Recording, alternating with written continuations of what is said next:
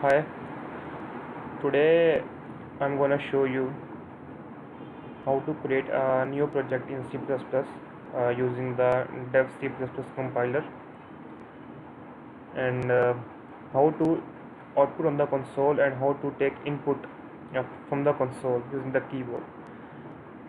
So first of all, we'll learn how to open a new file, new project. So we'll click on the file and then new, then the new source file here. So as you can see, a new source file has opened. Now we can start coding here.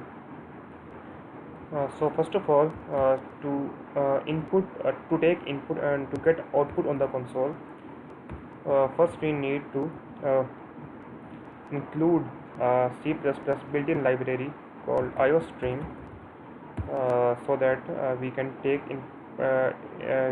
get output and take input. So here the IOStream, as you can see here, the IOStream means IO. I is for input and O is for output, and stream is the standard library names. So next we will use using namespace std. This is something I'll tell you about this later. Now let's go further. Next we will create a main function. This you can say as is the main entry point to the program. I will elaborate it further in details later. This is my first video, so I am just going to tell you some basics of the C++ just to get input and output on the console. So first of all, we use in C++ cout is the statement that we use, and it's the double arrows on the left side are the basic syntax for the cout statement. We use this statement to basically output on the console. Then we will use double quotes, and we can write anything we wish in these double quotes. So we will ask the user to enter a number here. Okay. Now notice that anything that we write in these double quotes, you can see. It will be displayed on the console as it is. Then we will again double arrow on the left side. Now we'll use endl statement. I'll tell you about endl statement and I am using namespace std in the next video, because these are some of the high level things, a bit higher level, not so much. For today, it's just the basics. Now I'll use the cin statement. It's the cin statement, as cout statement is used to give output on the console. The cin statement is used to take input from the user. First of all, sorry, I forgot something. The very first thing is that we have to declare the variables so that we can store data in them. Okay. So here the number 1 is our variable to store the number that the user will input, and the int is the type of the variable. It means the int means integer, means the integer type variable, and number will be stored in the in the variable number 1. And here the semicolon is the syntax that you have to memorize. Okay, so scene number 1. In this statement, we are basically using asking the computer by using cin statement. That cin means the input the user and store in the number 1, the variable number 1.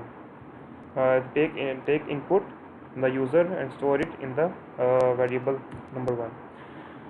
Okay, now as we have asked a user to enter a number, and we have also taken in the number as an input and stored in the number 1.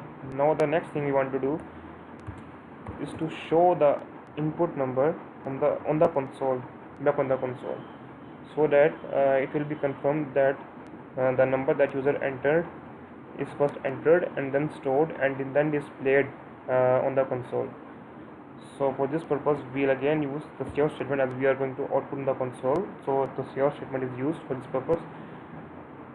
So next we'll set number Okay, and then here instead of the lines or the characters in the double quotes, we can also output on the console with the variables. And as I've told you that in this variable the number will be stored, in this variable the number will be stored that here the user inputs. So by using the number 1 here in the output statement, cout statement, we mean that we ask the computer to display the number that is stored in the number 1 variable on the console. So this is the main purpose. Again, the handle, don't worry about the handle and the other namespace std and the other syntax. I'll give you detail about this in the next video. So all is done. Let's compile. Sorry, I'll show you. So this is the button, compiler on F. You can also press Fn11 or the control 11 by using the keyboard shortcuts, but from the compiler you have to click on this button, and then you will save it on the desktop, and then it will compile and execute it. So as you can see here, it is now asking the user to enter any number. You can enter any number in it. For example, I enter 5 and I'll press enter, and now you can see the number 5 is displayed in the console. So that's all for today. These are the basics how to open the project in the C++, dev C++ compiler, and how to get input and output. So that's all for today. Take care and please subscribe. Bye.